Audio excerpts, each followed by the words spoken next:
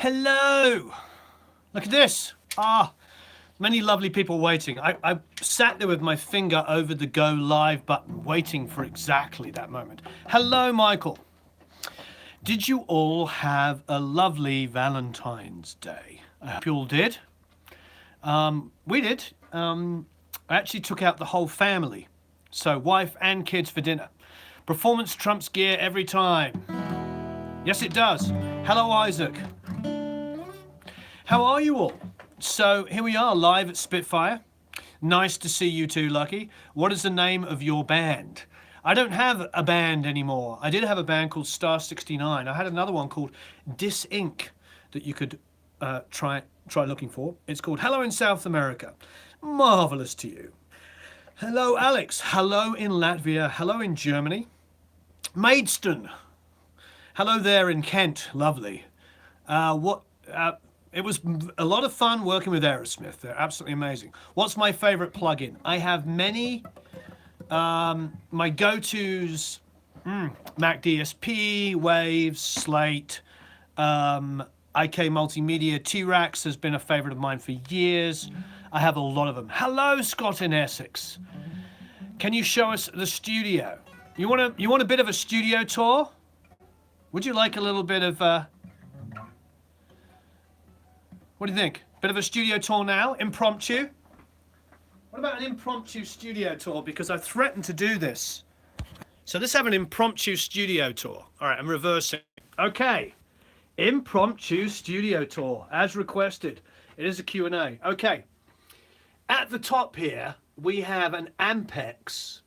And what this is it's actually a mic pre from an old tape machine. Underneath, I have an old Trident stereo compressor. Then I have a couple of really nice pieces. There's an Altec.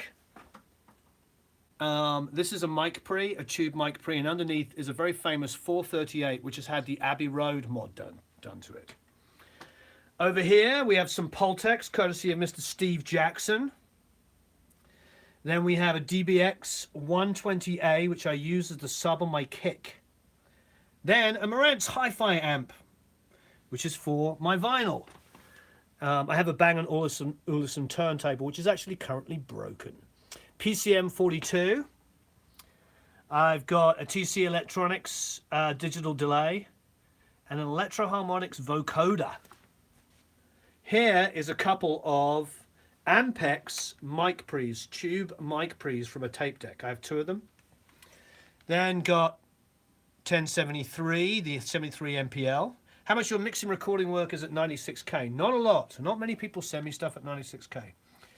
I wouldn't know the difference between Pokemon or Digimon, so you're asking the wrong person. Okay, a pair of 560s, which I use on the kick and the snare. Then a pair of Phoenix EQs. I am doing marvelously well. And those, if I spent $1,000 on a pre, I would buy the one that you're part of mixing. I don't know, just pulling it up for the first time is very exciting. So this is my SSL. Do I gent marvelously well? I don't know, I should work on my genting, shouldn't I? Can I borrow some of that equipment? What about borrow? There's some 1032s and the Unity Super Rocks. This is from one of my Academy members, and it's actually from a Spitfire. It's an RPM meter from a Spitfire. Pick up the courage to buy a U87. This is from when we did the Rainbow vinyl manufacturing plant tour. This is the vinyl that comes from the outside of the 12-inch album. I just kept it because I thought it was kind of cool. My favorite band is Queen. This was from one of our Academy members, Mr. Derek Whitaker, whose daughter Caden Cashmere is an artist we work with. That in there is a Korg tuner. There's also a switching box here for additional speakers that are put in. How much does this sell console, more or less? They're pretty inexpensive. Spitfire Aeroplane. Just so you know, this here, if you can see it, is a rubber surface that's put on top of this. This is especially made to go on consoles. And this is actually a rubber mat that's on top of it. So when people ask me about why don't you have it on rubber, it is on rubber. It's on a rubber mat. So it's a special rubber mat that is on top. and the speakers sit on top. Also, the Unity, as you can see here, are also sitting on something else as well. So those are insulated from there. Somebody was trolling me and said that, you know, these would rattle. You know, they don't. And even if they did, they're not audible over the speakers. But, you know, there's always experts. And as like, you know, we're not experts here. We're just guys that make music. Just like yourselves. The experts are the ones that are always telling us we're doing it wrong. Can I suggest a good acoustic guitar plugin? I'd have to think. I don't know. Yeah. Oh, okay. So that's Jerry Hammock's book. That is his first book on the Beatles recording. Next to that is a signed photo from Ace Frehley when I made his album. Next to that is a signed copy of Geoff Emmerich's book. Of course, signed by, you guessed it, Geoff Emmerich, somewhere. So there you go, from Geoff, which is very generous of him. So that's from Geoff Emmerich. There's a signed copy of a wonderful book by Shelley Piken, who I highly recommend. Then there's some photographs of some very good friends. You will recognize Mr. Glenn Fricker in there. That is a signed copy of an album I did with Mikey Pauker. That's just to remember that we are all friends here. There's Space Invader, signed by Ace, the first one I did with with Ace. I've done 2 albums with him now. Oh, this is a photograph that came from Scotty of an inside of a cockpit. Isn't that fantastic? I am marvelous at the gent. So these are, that's a signed copy from Dennis Dunaway from Alice Cooper's band, and it's a wonderful book. Comes with a pair of girls' panties. I suppose that's pretty Alice Cooper, isn't it? Then an Ace Frehley book, and then my dearly departed friend, Mr. Dick Wagner. I don't know if anybody, do you guys know who Dick Wagner was? He was pretty much one of the 2 top session guitar players in America in the 70s. It was him and Steve Hunter played on everything. And he's amazing. And I became very good friends with him before he died, and he signed that for me. Over here we have the Tegeler, as you know, an amazing piece of equipment. Yes, I do. I have a Slate microphone. I love it. I use it every day for a C12 emulation. A couple more. Here is, you guessed it, the 1173 being used. And here, hiding behind there, is a 1028. Then over here, we have more 312s, BAE 312s. We have a quadriverb, which I use for the kick drum on King's Chamber. We have a Lexicon, which is not actually set up properly at the moment, which I use for vocals. Yes, because I'm editing. It's a laptop stand while I'm editing. There's only so much you can do at one time. I don't know about you guys, but you know, I'm recording vocals and then editing, and recording vocals and editing, and recording vocals and editing, and mixing, and got to keep busy. Okay, and then my famous 1073, which I've had forever. Then the Spectrasonics, which is, as you can see, my acoustic guitar. Hi, Musa. And my electric guitar sound. I remember I was talking about the Spectrasonics. So you can see the acoustic guitar is going through the 1073. What's the best cheap outboard reverb? Dun, dun, dun, dun, dun. Where is it? Alesis Microverb. You can pick them up for like 50 bucks and they sound amazing. And if you really want to spend some money, like $100 more, get yourself a quadriverb. They sound amazing. Okay, very inexpensive outboard. And then I've got a pair of DBX 165s and a pair of BAE 10 DCs. And a 160A. Right, most of the magic when it comes to the drums and stuff is recorded through this here. This is a Cadak console. It's a 12-channel Cadak console. Also hiding here is a AKG talkback microphone, which I could probably sell for $400 because they're hip, aren't they? Anyway, that is my Cadak console, and that's what I record my drums through, which leads us over to here. And here you see a 1964 Ludwig kit. I have a real concoction of microphones and all kinds of stuff going on at the moment. Here, you can see are a pair of Lewitts. Oh, I love it with that sun coming through there. Isn't that beautiful? God bless it. It is a gorgeous kit. Have how does the role of music producers changed? I think it's now up to us to. I can't really play the kit and hold the. I can't really play the kit and hold the phone. Let me see. Let me see if that's even possible. I suppose I could play one-handed. I could play. I can play with my hands and not use a stick, like this. Says he, like a.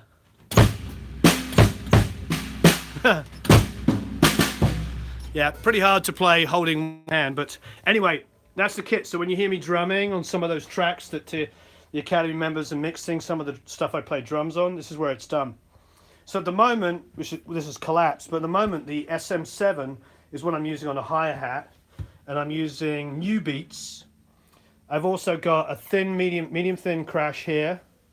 I've got a wonderful Peisty 2002, which I still think is the best ride cymbal ever. It's not just because it's John Bonham, but that's a pretty good reason. And then over here, I've got projection crash, which I really love. So pretty basic setup. If I'm going to use a room mic, I'll just enable whatever vocal mic I'm using, which at the moment, we were just tracking with this little beauty here, which of course is a Neumann U47. I could also be using the Slate, and of course I could also be using the Lewitt 940, which is another favorite of mine, which gets used a lot. Over here, there's the Lewitt LCT 940, which was on the stand, and as you can see had been removed, and this has been put up. Best home studio monitors, I have lots of favorites, but you can't go wrong with the Yamahas, HS56, 57 and 8s, those are fantastic. Also we have an advanced audio C12 here, which is wonderful. Which you can see we have an LCT 240, which we've been using on vocals with David. We have a KM56, which we use for acoustics. There you'll see the Rex, the Lewitt on the kick drum. So that's how I record my kick drum with the Lewitt. And recently I've been using a Sontronics on my bass guitar. So, and that is an old-ish Ashdown amp, which I got used off of Craigslist for about, God, how much it's, I don't know how much I paid for it, maybe 150, 250 bucks. It was really cheap, but it sounds wonderful. Lots of guitars, tons of microphones everywhere. There we got a banjo.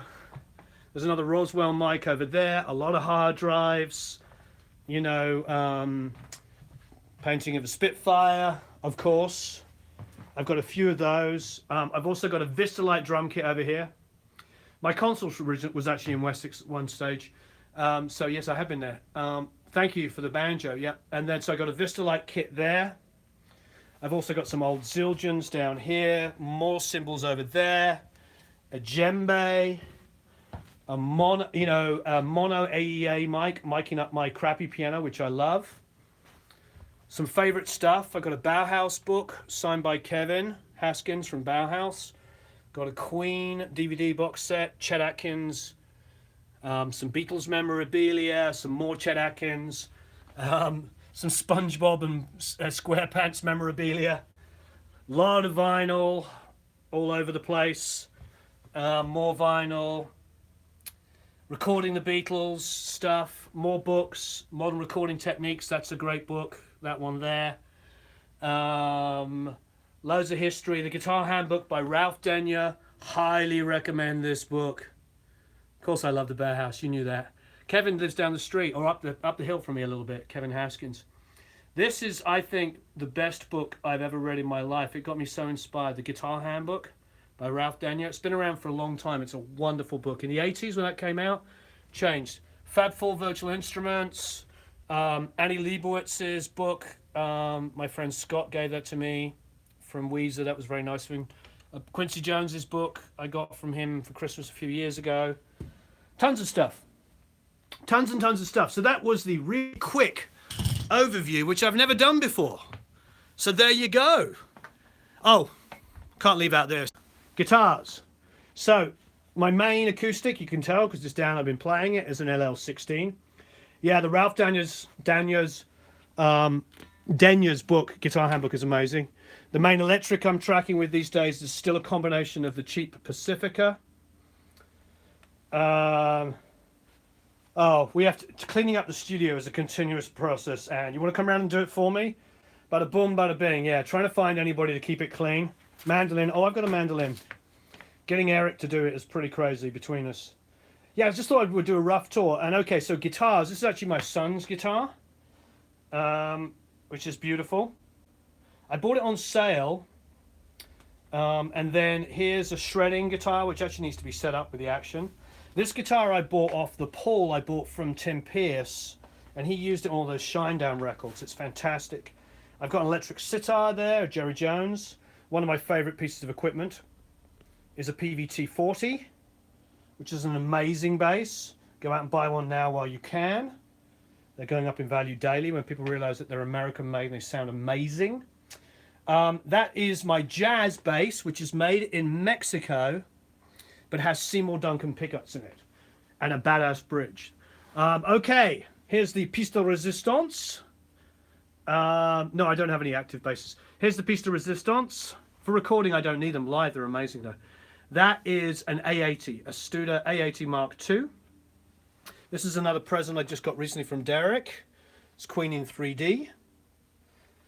There is a ukulele and a J. Bovia mandolin, which gets used quite a lot, believe it or not. This is a signed acoustic guitar for my son. It's got Ace Frehley, Brad Whitford, I think that's Stephen Perkins, to Charlie, that's Joe Perry, Wayne Kramer, Steven Tyler, Carrie Underwood, and Tom Hamilton. So most of Aerosmith on that one, with the exception of Joey, who had already left to go home when we started mixing. Another Pacifica. Here's a Vox. Favorite guitarists, Brian May and Jeff Beck, Tony Iommi, Chet Atkins. Modern guitar players, I really like The Edge. Huge fan of Robert Fripp. There's a lot rhythm playing, Keith Richards, John Lennon. There's a lot of great guitar players. High string acoustic, yeah, over here. Cheap Epiphone. That was in a skip outside a studio. This is a cheap Harmony 12 string, which I got for $70 and had the neck straightened by Norik Renson, who's the best in the business. Favorite flavor of ice cream was just vanilla. Just good old-fashioned vanilla. Okay, and that's a Tanglewood, which was really good until it cracked. But it's a really good pop acoustic. Hey, Terry. Favorite effects chain for snare drums? Effects chain, don't really use, I mean just, oh, and this is a Yamaha Classic here. I don't really use effects, or do you mean compression? If I'm gonna compress, just gonna turn this back around. If I'm gonna compress, I'm gonna use an 1176 on a snare. That, you know, a 57 and 1176 is pretty much the way to go. Hey, do me a favor, because of the way the algorithm now works on YouTube, you have to like and share for them to let anybody know that we are actually live. I would really appreciate it. So please like and share. I see quite a few started liking. There's 312, 13 people on. If you can like and share, that would be absolutely outstanding. So please like and share. Okay, so what I'm also going to do is I'm going to go and open this up now so I can see more of your questions. So give me 1 second while I go to YouTube on my laptop, because we have the laptop going, and of course the oh, the 1970. Don't need to hear that. Dum dum dum dum dum dum. So I'm just going to open this up. Give me 1 second. Thank you, Terry, for liking and sharing. Thanks, everybody. There's 300 plus of you. You can like and share it. That would be absolutely amazing. And I'm going to now open up. Thank you, everybody that's liking and sharing. It means a lot. Okay, now you see, now I have the chat window open on a laptop, so it's easier to read. What do you look at for a studio drummer when you have a session? Great question. Great studio drummers play the song, number one, and aren't trying to show off, number two. Now that sounds really obvious. You know what a great studio drummer is? A great studio drummer outside of jazz and prog rock and metal and stuff like that, for just good ahead singer-songwriter, pop music, straight ahead rock, not metal, not prog stuff. Why? A great studio drummer sounds like he's in the band with the singer. That is the best explanation I can give you. When you have Victor Indrizzo or Matt Chamberlain or one of those guys, they sound like, because they have so much acquired knowledge, and Blair Sinter, of course, they have so much acquired knowledge that when Melissa Etheridge or something is playing a new song to Blair, he just slots in immediately and makes it feel like he's been playing with her for years playing that song. That's a good studio drummer, not one that goes, listen to this, you know, and shows all of their incredible grooves and all that stuff off. No, one that makes it feel like you're a band member. That's what Brian McLeod does with Sheryl Crow. When you listen to that early Sheryl Crow with Brian McLeod, it just sounds like they've been on the road for like 10 years and came in to make a record. That's a good studio drummer. Now, there are genres like jazz and prog and stuff like that where there's so many elements where you can show off your chops. But in 90% of music, you've got to make it sound like you're playing for the song and the singer. That's what a good studio drummer does. Okay, any tip on drum tuning for recording? Yes. Just make sure it's tuned evenly so that you've got a good ring. And then if you don't want one of the rings, one of the great tricks to do is just to take one lug and completely detune it. After you've tuned the drum, tune it, then take one lug and just whack it all the way off. And it will give you more of that poof. It'll give you what you love. What do I think of the Rode NT1A? I loved it. I was really impressed. Sound difference between a good plugin and a hardware equivalent. I think it goes by basis. Some are incredibly accurate. Some are better than the hardware, and some don't quite work. There's been a lot of discussion about Waves API 2500. A lot of us, not everybody, Paul Wolf wouldn't agree with this, and I respect Paul more than anybody else, but I think the Waves 2500 bus compressor is better on a bus than the actual hardware 2500. All of us that have owned or own 2500s don't like it on the bus. It tends to fold things in, but we do like it parallel compression, but we wouldn't use it on the master buses as a compressor. So, but the hardware one, and I was just talking about this with Clay Blair, who's an analog aficionado, as you know, from owning the Producer's Workshop, Boulevard Recording. He said the same thing. He's like, my Waves 2500 is more useful than my hardware. Shh. So the point is like sometimes the plugins don't come close. Sometimes they're completely different, and that could be good or bad. Sometimes they're better and more usable. So it's a case-by-case basis. I will say that it's getting so much better. So, you know, mess around, try out the free trials. If you're not sure, download the free trials of IK, of Waves, of Slate, you know, Mac DSP. Try their free trials and see how you get on with it. You know, this is I love a lot of equipment, and I think we can make music with pretty much anything. So if you get a chance to try something out for free, try it and see if it works for you. Can you use the same principle to reamp a guitar and bass and a mic cab for a pedal like delays and reverbs? Yes, you can. Do I have it over here? No. Radial make it. Radio make the device which matches the impedance coming out of your DAW to go through pedals and then beefs it back up the other side. I'm not looking specifically at that at the moment because I've got this page open so I can read your comments, but go to Radial's website and you'll find it. It's like a reamp box, but it's one specifically designed to run through pedals. Very, very good. Artistic direction, timing and phrasing with poorly prepared vocalists and lack of feel. Have you ever resorted to vocal align? Have you ever resorted to vocal align, melody repairing performances after the fact? Yeah, I mean, you have to do what you have to do. I was talking about this with a college yesterday. I did a discussion with a college, and we talked about.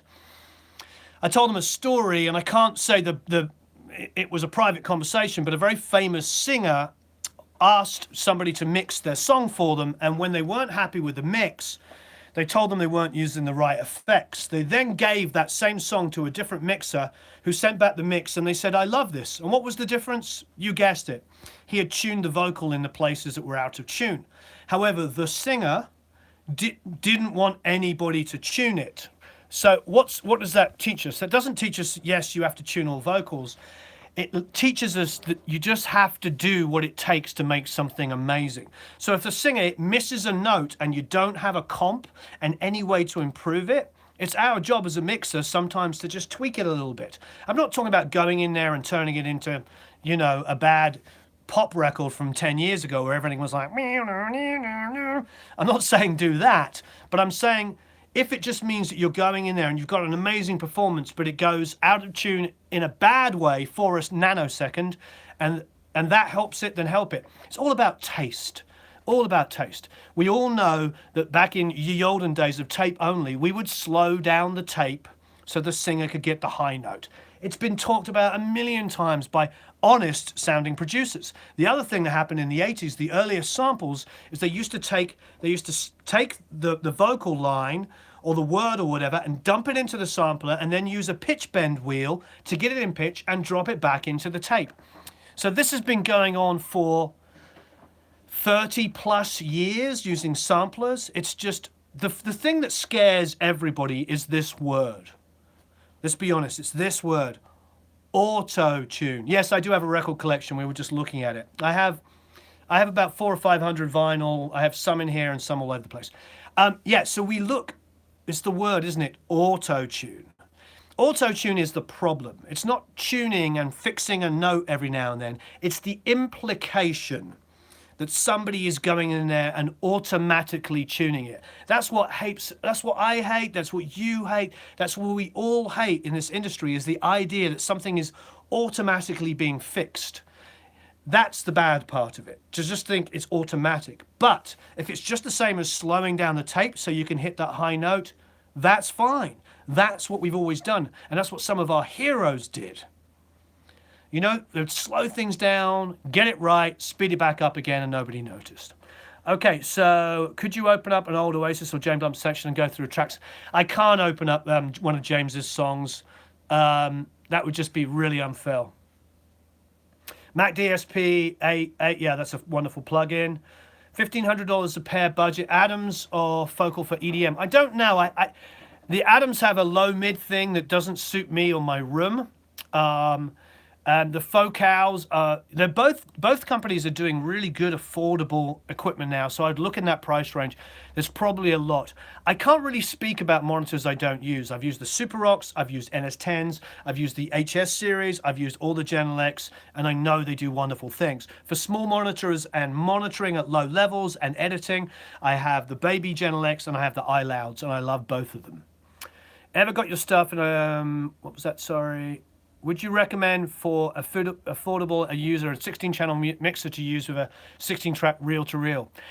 I don't know what affordable is. It depends on your budget. I mean, I've made records with Mackie or Soundtracks consoles. I had a Soundtracks Topaz and an ADAT, and those songs got on the radio back in the 90s. So, you know,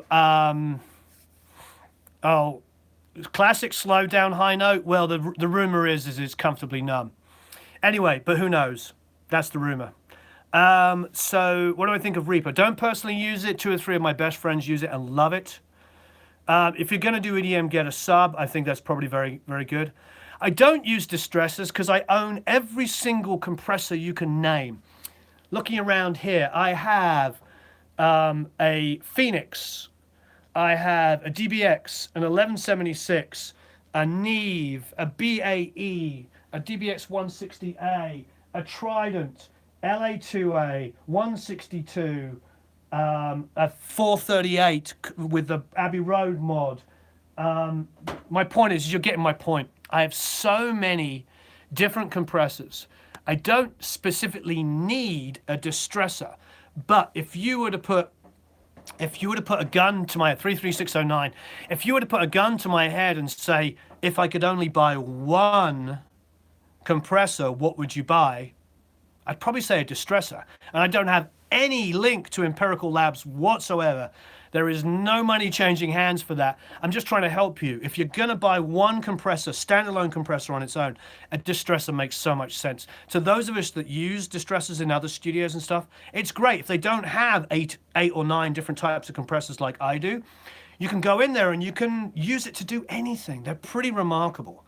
I do know Joe Perry, not Joe Perry the guitar player who signed that guitar, but Joe Perry, he has something to do with the branding and distresses in general, Empirical Labs, and he's a really good guy and has been very helpful to us, introducing us to lots of great people. So I will say I do like Empirical Labs as a company because they're good people, but I don't get paid anything. All I can say is, like, honestly, you know me, I'm always trying to go out of my way to just be freaking honest and blunt about this stuff, because there's lots of great stuff, and I don't want to say monitors are bad. Like, I have used Adams in rooms. I just don't like them in this room. They didn't work for me. The Gen X did. And that's probably a combination of whatever's going on in my room, which is a little extra low mids because I have a console. I got a little bump in here. We had the room wrung out, as you can see looking up here. There's bass traps in the ceilings. There's stuff hidden in the walls. We just need to float something over here. But the room has been treated, but it doesn't mean that it doesn't have a little bit of a low bump in there, you know?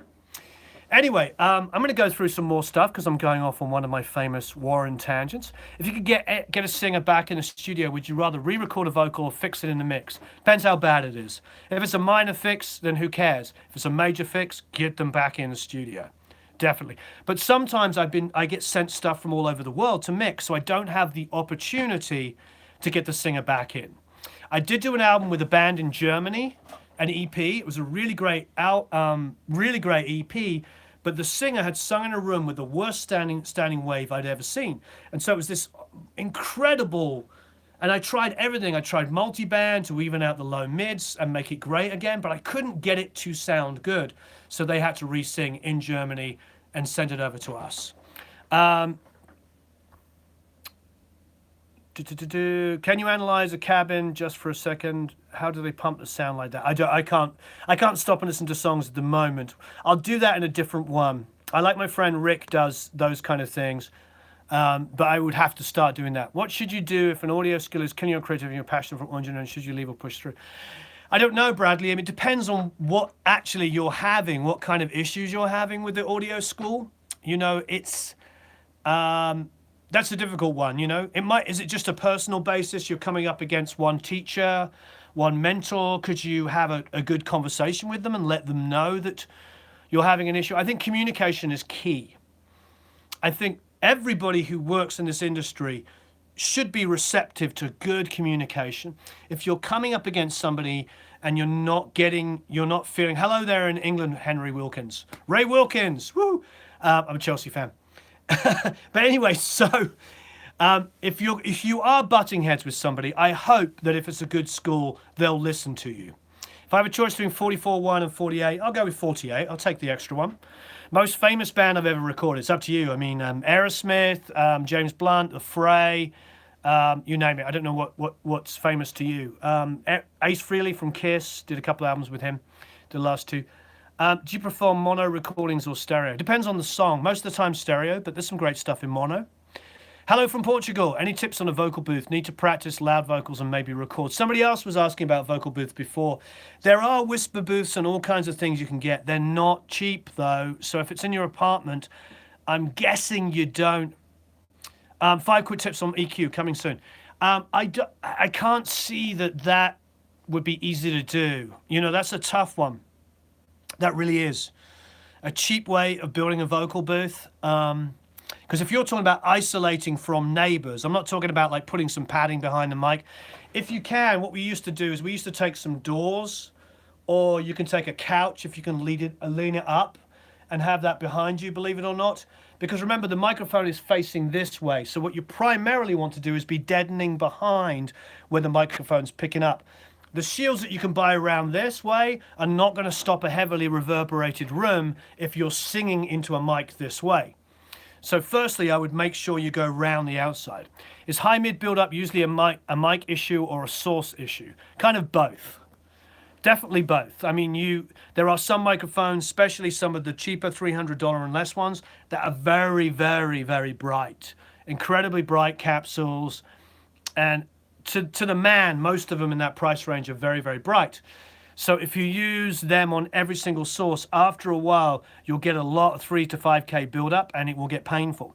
So it means de-essing, it means de-essing on acoustic guitars, all kinds of stuff. Can you recommend a DY which is reducive and effects guitar? I don't I know there was noise suppressor people used to use in the 80s. I think you can probably still get them. Hello there in Russia, Dennis. Please tell Phil word about NLS bus. I don't have an amazing amount of stuff to talk about that, so I'm going to skip it until I know more. LCT 440 Pure versus Sennheiser Mark IV. Never tried the Sennheiser Mark IV against it. I do think the 440 Pure is incredibly good value for money. Building my own isolation booth. Any must-know advice? I mean, just make sure it's big enough. Don't go so small that it is so dead and so cramped and a singer doesn't want to be in it. Make sure it's like, make sure the singer has enough room to move around, because if it's like this, I've seen people build these tiny vocal booths. It is really, really, really disconcerting to be stuck in one of those with the door closed. Favorite small diaphragm condensers, depends on the price range. Lewitt make 140s, make the 140 and the 340, both of which are fantastic. Audio Technica make a 4041, I believe, which is amazing, which is the next, well, not 4041, but 4035, what is it? Anyway, the next one up in price range. Obviously, AKG 451 is expensive, but amazing. There's a lot to choose from. When you have no worry about money whatsoever, then look at the KM series Neumanns, but they're all very, with a capital V, expensive. Do you have a high-pass switch on your microphone? Yes, all the time. That is a big deal. When you talk about the great engineers, not the self-professed great elitist engineers that are telling you you're doing it wrong all the time, but the ones that actually make great records, like Shelley Yakus, guys like that, Jay Messina, they're high-passing at source on their microphones all the time. And they make the records that you love. You know, the Steely Dan albums, the Tom Petty records, the ones that stand the test of time. Yes, so definitely, if you can high pass at source, what slope is best? I think experiment. Use gentle sloping, but make sure you're high passing and getting rid of all of that mud, because of the disinformation out there that's been going is really bad. Because what's happening is, you know, mastering engineers are now not being able to find a kick or a bass guitar, because there's all this guitars with this low end that's just flopping around in there, and it's not tight low end defining a note, it's floppy, messy low end. You're not supposed to be high passing up to like 3, 4, 500. You're supposed to be getting in there and high passing out the low rumble and the mud, which has got nothing to do with the guitars. Like the great guitar albums that we love, quite often they were using that trick with double miking, where one was slightly phase cancelling out the low mids of the other, getting rid of some of that mud. You don't want super, super lows, and you don't want low mid mud in there. You'll kill everything else, and you won't get that really heavy rock guitar sound that you want. However, a lot of these people that are talking about this stuff, that are telling you not to high pass, don't record and mix much, and especially don't record those kind of genres. So you have to be careful. But you know, in rock and EDM, you have to get in there and high pass, especially EDM these days, because the sounds that are virtual ones are so massive and sound incredible soloed. But you put 4 or 5 of them together, it's just a big lump of low blob. And then all my rock guys like Bob Marlette, Cameron Webb, Ulrich Wild, the guys that are actually mixing current rock records. You know, Bob did the last Airborne record, which is phenomenal. All high pass, all get in there with detail, because you need to create space for the low end. If you've got 3 or 4 instruments all playing low end at the same time, it doesn't give you balls, it gives you mud, and it gives you massive phase cancellation and tons of issues, and no way to define the bass and no way to define the guitar. So be very, very, very, very careful about that kind of misinformation out there. I know people like to say that because it gets a lot of views and lots of comments and likes to say, you know, to like rant all the time, but be careful. The reason why we have Produce Like a Pro is to help people and steer them away from the self-proclaimed experts, because I really don't know. I only know what I learned from smart people and what I know from trial and error. So things evolve and we change. Recommendations for a good and expensive mic for acoustic guitar and vocals. I still would just go with the 140, LCT 140. It's like less than $200. Does high part causing phase alteration? No, that's the best place to do it is at the source. If you're going to do it anywhere in the source. And please don't get too worried about how phase looks. Get worried about how it sounds. Another thing with a lot of these videos is they look at things, but they can't explain it. You know, there was a lot of disinformation about kick drums. All the big rock mixers take their 3 or 4 multiple sources of kick drums and then sculpt them to get different things. They'll take one kick drum for the low end and then high pass the next one so it doesn't get in the way and use it for the mid range. And they might take another one and use it for the top. And then they bust them together into one source. So you should EQ them differently if you want to create the perfect kick drum sound. There's a lot of disinformation about that, like don't EQ them separately. No, you can, but you're creating room. You've got low end there, you've got mid-range, you've got highs. That's how a lot of great records that you love, you know, but if you want to look at them and say that there's a moment where they're like slightly phase cancelling, the point is that slight phase cancellation could be in the low mids and can actually be creating a better kick drum sound. That is part of the art. And remember, that's the difference between the great mixers and the great producers and the great engineers, is that they understand the art and the creativity, and they're not beholden to staring at their screen. And you all love, I know you do, you're such a passionate community, you all love great music and you understand great music. Question on family, you have talked before about your music your dad listened to and what you when you were young. So what influence do you hope that you have in your own son musically? Well, my son loves Queen. He's not very good with a lot of modern pop. He gets bored really quickly. I think he likes music that's got a little bit more going on. And I don't mean like millions of parts. It's just that with some of the modern pop, when it's just kind of like verse, chorus, bridge, chorus, finish. To him, that's like, oh, okay, you know, after a few minutes, he's bored. He wants a little bit more going on. What about the Russian pair of octava? Oh, those are amazing. Yeah, thank you. Those octavas are amazing. Got it.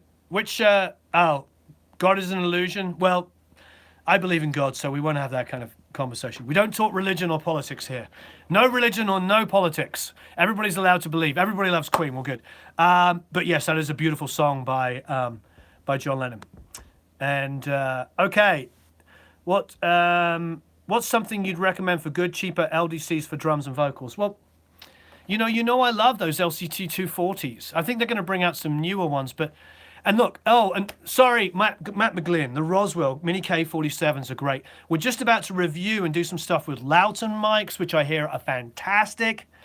I early buy a vintage Tascam 20 channel. Did you hear about this console? I don't know that one, I'm sorry. Octavas are great. Yeah, Charlie understands Roger Waters and The Wall and Dave Gilmour and Pink Floyd. You know, new Gen X are all fantastic. At the Aston, I like it. It's very bright. Somebody says they worship the recording and rock gods. Well, you can do that too. Oh, there's 354 of you online. Thank you ever so much. Will you please like and share so that YouTube will let the world know that we're on? Please like and share. Matt is a great guy. Yes, we got to always give a shout out to Matt. You know what is great about Matt and why he fits Matt McGlynn, why he fits perfectly into our world here. All of you, yeah, never talk religion and politics. All of you here, what is so fantastic about this incredible community here, that you're all helping each other, you're all suggesting stuff, you know, you're all helping each other out. It's so amazing. Matt McGlynn is that same guy. Remember when I interviewed him and we talked about other microphone companies that weren't his? He was so complimentary. He wasn't just pushing Roswell. Makes me almost just want to buy Roswell mics just based on that. But that's good. We talked about the Lewitt stuff and why I liked it, and he agreed, and he thought they were very well engineered and very well designed and incredibly good value for money. He said the same thing about the new Rode mic. He thought it was great. I mean, what more do we want? These are what we need. We need thought leaders in this community, people that care and share and want to help each other, not people trashing each other and saying how superior they are and how they know and you shouldn't be doing this. It's like, you should be doing whatever it takes. Even when I say something, if you find a way of doing it that goes contrary to me and sounds amazing, then yes, win. You know? I love Pink Floyd and I love Alan Parsons. Pink Floyd are right up there, one of my favorite bands. So yeah, remember that. Gravitate, go find people that aren't trashing each other. Find people that are trying to help you and are not calling each other out and saying they don't know what they're talking about. Because honestly, there's too much disinformation out there. And you know, I don't set myself as an expert, and there's so many cool people here. Like, I wish I could read all your stuff. I haven't been able to do the Mercury Pultex yet. I'm getting those soon. I'll let you know. Would you suggest eliminating the word no from our vocabulary? Yeah, that'd be nice. Thank you, I agree. Yes, like and share. Any thoughts on the warm audio mics? Oh, Barry Rudolph is going to do a review for us on the Warm 47, so I'll let you know. And as you know, Barry's the man. So stay tuned for that. Are you open to new material to produce? Of course, send me stuff to Warren at Produce Like a Pro. How do you manage samples when the snare is playing ghost notes? I use addictive drums. I take Melodyne and I catch those ghost notes and I put them on a separate track and then blend them in. How do you manage that? Blah, blah. Yeah, stop bashing each other. Exactly. Yeah, but we don't do that here. This is what's great about this community. It's all about helping each other. Difficult to get low end right on my Yamaha HS5s. Yeah, I mean, those are very small speakers, and depending on the size of your room, you can do one of two things. First of all, you could invest in a sub. Shelly Yakus always says use a sub with small speakers, and Shelly, you know, is one of the most amazing people. So I would suggest getting a small sub. The little Yamaha YT one is about 100 and something bucks. Get that with your small ones, and then do a lot of car tests. Again, lots of disinformation about doing car tests. If you have to do a car test to check your low end, it's okay. Don't let somebody tell you you shouldn't, because Neil Avron, 21 Pilots, one of the best sounding records of the last 5 years, sold bazillions of copies, sounds so good, does car tests. All right, so what's your recent gear purchase? I did an Aerosmith record where he mixed some of those. Yeah, the Yamaha sub. It's a very inexpensive. It's the Cinema sub. I mean, I can try and look up here. Somebody Google it for us. Yamaha sub woofer. Because it's so cheap. There it is. It's really cheap. $129 from Best Buy. They do one. The one that we have. Do they still make it? There's an 8-inch 50-watt powered one from Best Buy. There's a 10-inch 100-watt for $129. I would just get that. If you've got HS5s, just use that. Seriously. And it's going to help you out no end. Please like and share. Apparently that's what our dear friends at YouTube want us to do. Okay, I've lost the Q&A. Let me go back. Okay, just bought a Focusrite Scarlett and don't have a computer. Any suggestions? Depends. Are you a PC guy or a Mac guy? If you know PCs really well, then great. If you're a Mac guy, use a Mac. You shouldn't need that much power these days. Computers are coming so powerful now that the RAM should be good. Would you mind putting on the AC? Did you take all that other stuff into kosher? Okay, what else? What do we get? Please like and share so the world knows we're online. Any tips on mixing clean metal vocals? Yeah, I mean, if it's over really heavy guitars, you're gonna have to get in and do a lot of vocal automation. If not, just use a lot of small amounts of compression. That's how a lot of those guys I know that made a lot of the records that we grew up in the 80s and 90s would do, is they use lots of incremental compression to get those vocals up. How do I flip my hair so perfectly, Eric? I think you're talking about Glenn Fricker. He does it. Favorite pizza place? Oh, who knows? Oh, Big Mamas and Papas here. Victor, try the Rouge Mandolin like semi-done. Rode Active Ribbons. Haven't tried them yet. I'm sure they're going to be good. Can you send something you know are interested in produce? Sure. Any tips on distortion for live vocals? Live vocals. You know, a lot of people have those vocal boxes, but I know that front of house guys hate them. So I don't know. That's a tough one. I don't know off the top of my head. I'm trying to mix an ambient guitar part, big reverb and delay. If I'm losing clarity, would you, big sound, but I keep the clean sound. Any suggestions? Yeah, run compression on it. So what do you want to do? Do you want, if you want that to be ambient, run compression where you duck slightly while the guitar's playing, and then it comes up around it afterwards. That will give the illusion of more actual ambience on it than there is. Do you understand what I mean? So you've got the guitar playing, you've got a stereo reverb and delays going underneath.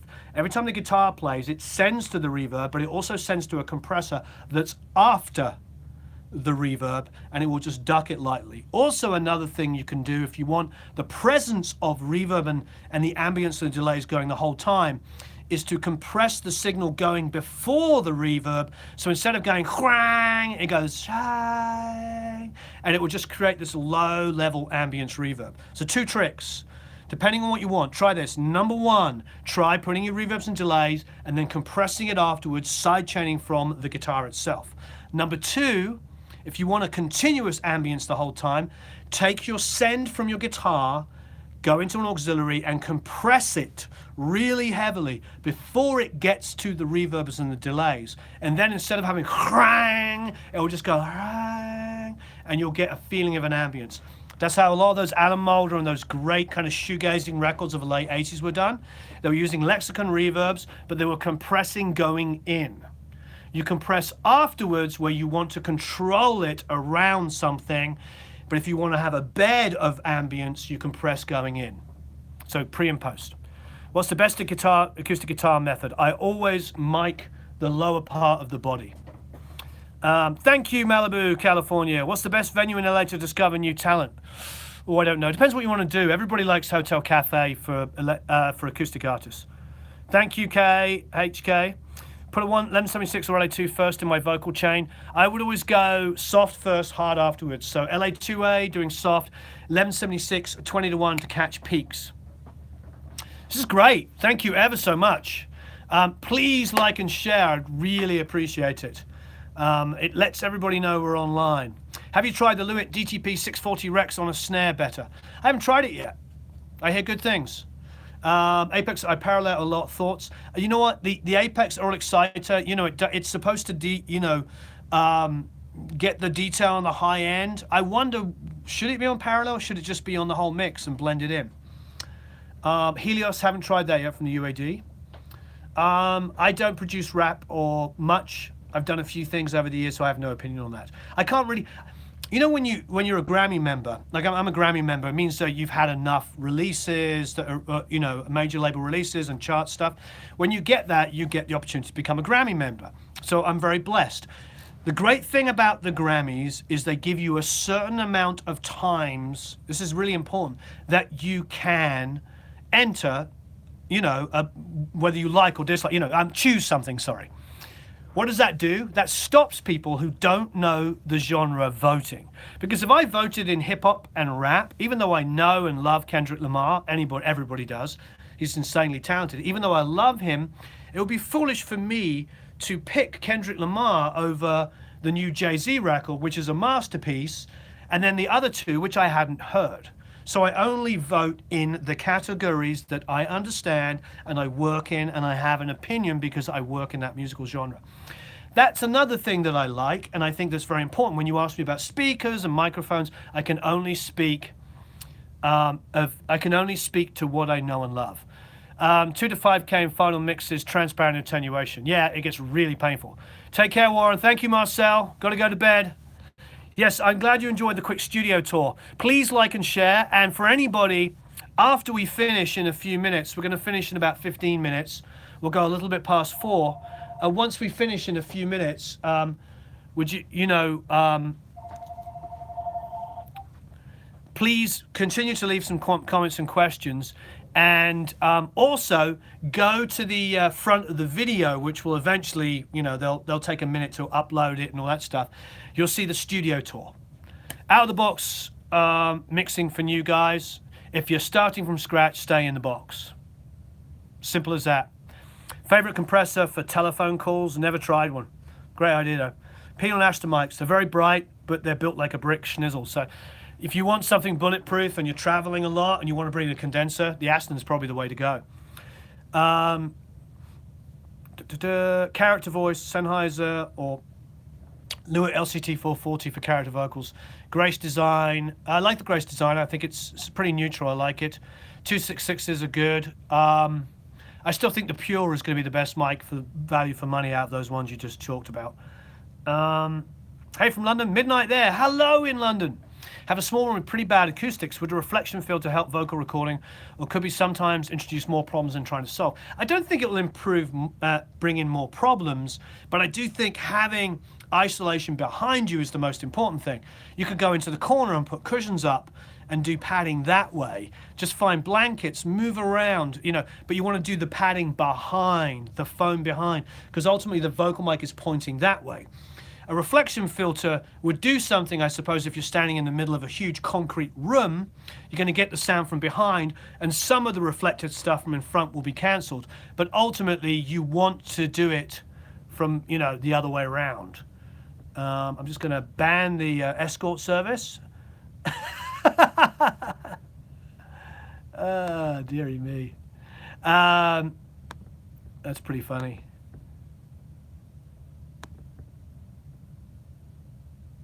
That's pretty funny. I think YouTube would get this one, wouldn't they?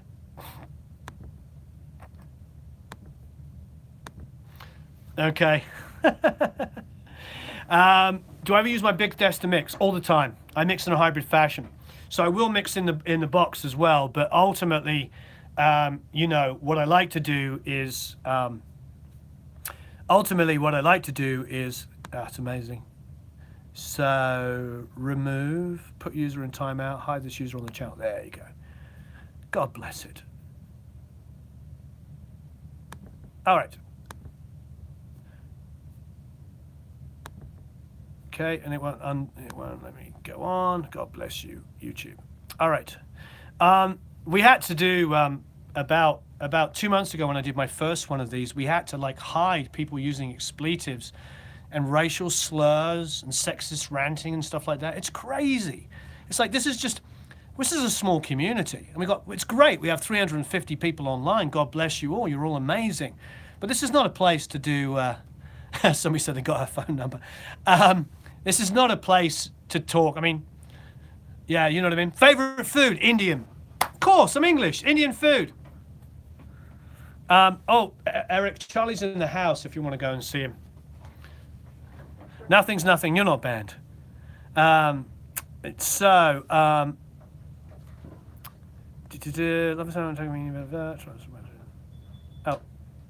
Somebody's message got reviewed, but it didn't need to be reviewed.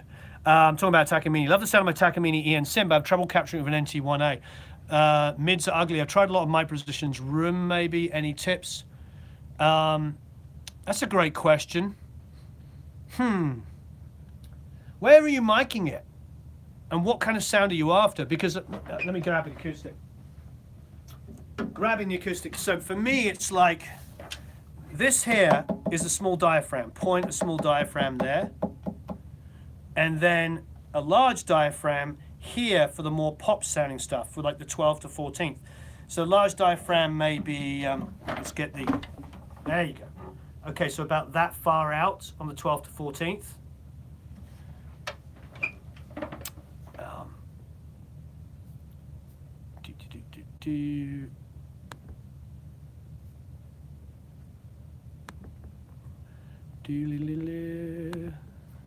So yeah, so 12th to 14th there, or on the body down here with a small diaphragm. So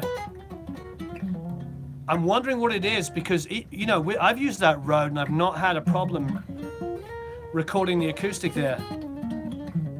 I know the Latino Escort's after you. It obviously serving no point.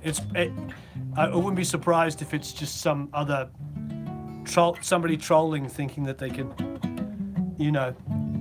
It's like when we try to help people here and cut through all of the, you know, all of the BS. I think it upsets people. They're like, no, I want my BS to be heard.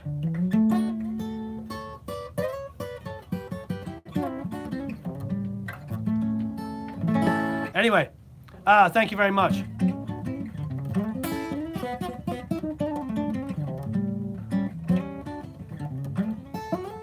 Anyway, beautiful acoustic. Yes, it's an LL16.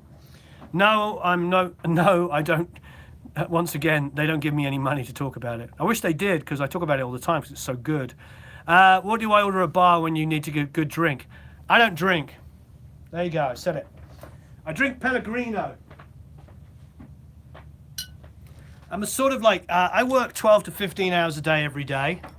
You know, I don't have enough time to get down the gym as it is, and so So, you know, with that in mind, you know, I don't have any big muscles because I work 12 or 15 hours every single day. You know what I mean? So yes, Italian water. Anybody from Italy? Love it. This is my poison. This and lots of coffee. And I'll drink it straight out of the bottle, and I'll drink at least one of these a day. My dentist hates me for drinking Hello there in Italy. Yay! More Italians. Oh, isn't Italy the most beautiful country? More Italians. County Durham. Well, look, I've got Irish mother. I've got half of my relatives are like all over the place. Some of my best friends are Irish. And then Irish Americans are some of my best friends. I have Scottish family. I have Welsh family. I have family that live in Greece, in France. What can I say? It really is a true world. And Indian food is amazing. Yes, HK. More Italians. Yeah, I mean, Italy, what a country. I mean, you go there and you see some of the most beautiful paintings, the most beautiful architecture, art. Devon. Well, my family live in Cornwall, and I've been to Devon hundreds of times. Beautiful. Hello in Dublin. Half Irish, half Italian. Well, you got a good mix.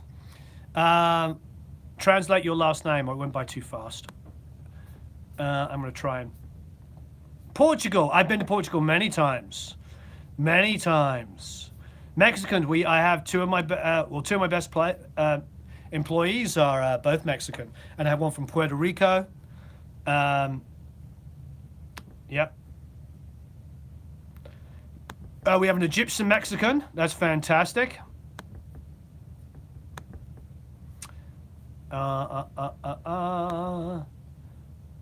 It's a shame that, you know, this poor old escort girl that keeps popping up is. What's interesting is she's got 5 different names, but she has the same telephone number. So do you think it's a scam? So funny. Translate your last name. I can't. I don't. I've been to Italy a bunch of different times. Probably an identity crisis. Yes, exactly. You think it's safe? Yeah, what do you think? 3, 4 different names and different stuff. Scam online? I doubt it. Yes, exactly. Exactly, Mark. Marky Smith. Oh, that was so sad that he died. So sad. Yeah, she needs some punters, exactly. Bakersfield, hello. Please rescue me. That's funny. Keep or sell my Yuri and JBL 80 speakers. I mean, do you know them? Do they sound amazing? You know, if they sound amazing, then use them, you know. Can I recommend a 1073 clone? Get the 1173 with an 1176 built into it. What can I say? Please like and share. We have 325 people online.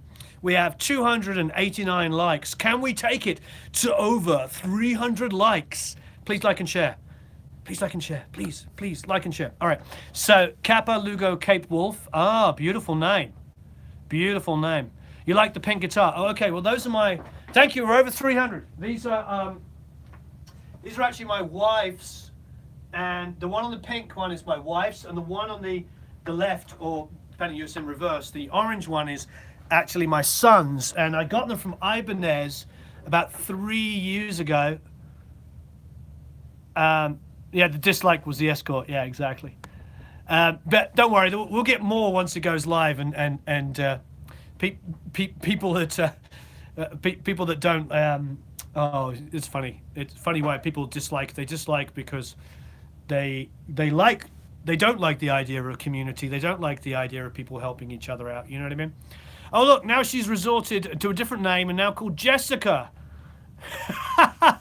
It's so funny.